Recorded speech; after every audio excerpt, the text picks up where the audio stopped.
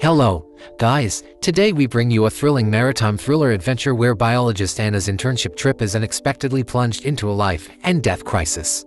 The girl Anna suddenly notices a bizarre change in the wooden planks of the ship, with green bumps growing all over the texture, especially the fist-sized scars, which have a mysterious aura.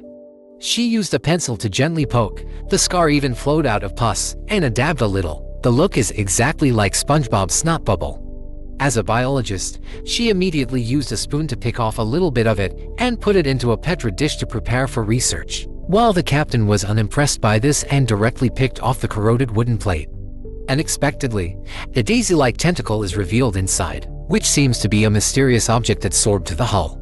So the captain asked Anna to dive alone to remove this hidden danger. When Anna entered the water, the first thing that caught her eye was a row of tentacles emitting blue light. Without hesitation, she prepares to scrape them off with a knife, but the tentacles spew out black juice like cuttlefish when they are injured, and she doesn't realize that more tentacles are closing in behind her. When Anna looks down the tentacles, she realizes that their body is a deep-sea beast. Upon returning to the ship, Anna describes what she has seen to the crew, and the captain is instantly intrigued, concluding that it is a deep-sea squid, and immediately calls the crew into action, intending to use a winch to bring it up. However, the strength of the giant creature was far beyond imagination, and the ship began to tilt under the pull of the winch. Unwilling to give up, the captain orders more effort, but at this point there is an accident.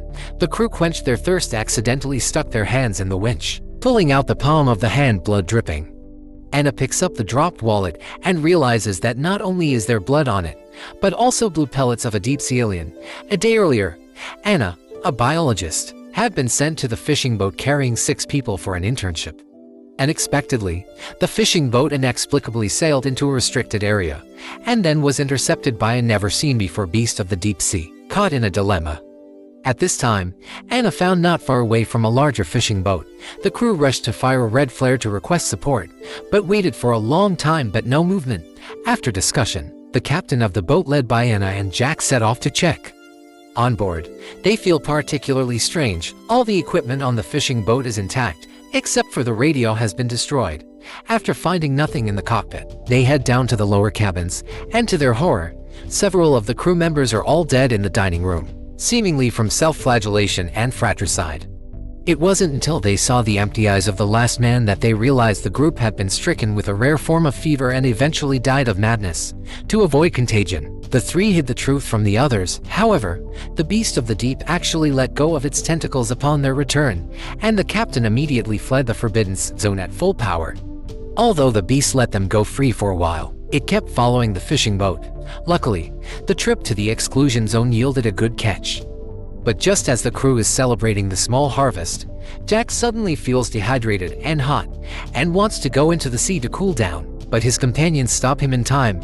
Everyone thinks Jack is high on drugs, but only Anna realizes he may have an infection. As she prepares to examine him, Anna is startled by Jack's eyes, and while her companions try to see what's going on, Anna prefers to believe that she's blinking. But Jack washed his face and then appeared abnormal. First, he was uncomfortable, then blind, followed by a bull's burst and died. Anna immediately realizes that it's the work of a horrible parasite, and it seems to be spread through the water supply. Companions heard immediately shut off the water supply.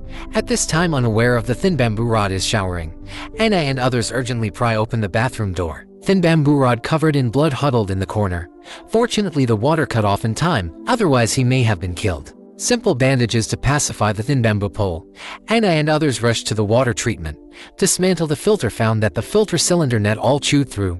Visible parasites terrible. 3 layers of filters were damaged. Close the valve. They guessed that the parasite was blocked in the tank. Anna and the 2 of them slowly lifted the lid, not knowing what these were, but expecting them to be related to the deep-sea giants. Anna guesses that they can't survive in fresh water and decides to wait a few hours to witness it. After waiting for half a night, Anna and the bearded man once again lifted the lid of the tank and found that the larvae were not so active.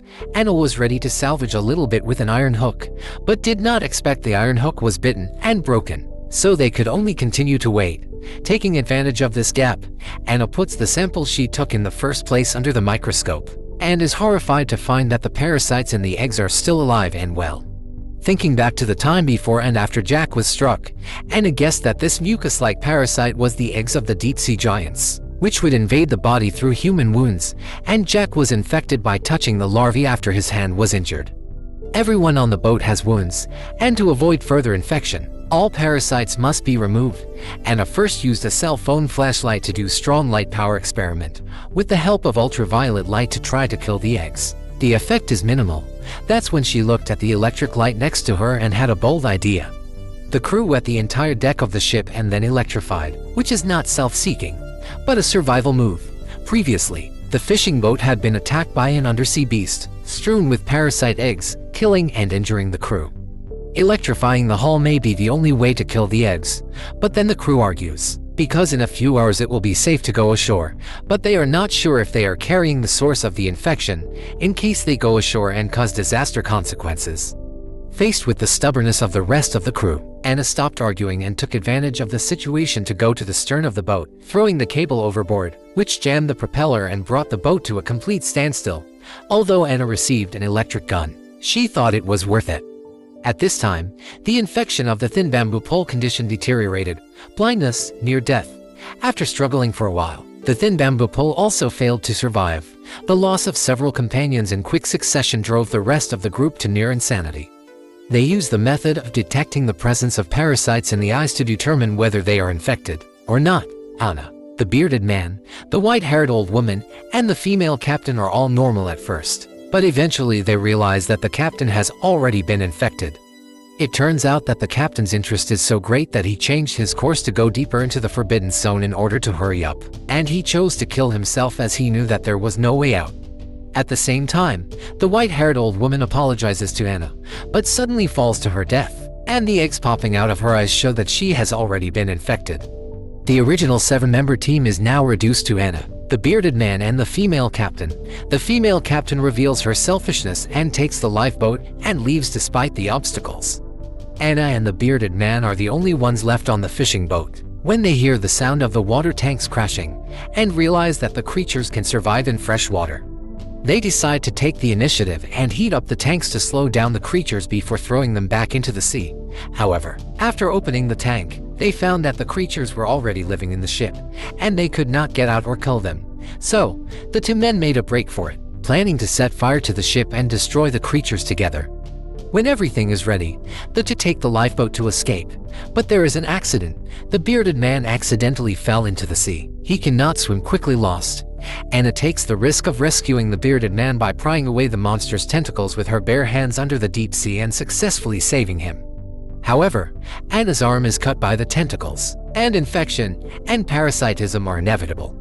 To avoid a repeat of the disaster, Anna makes her own choice. After a long time, the bearded man floated alone on the sea surface, not far away from the long-stayed guards. Under the ship's lights is the brilliant color of death. The despair of this moment is unparalleled.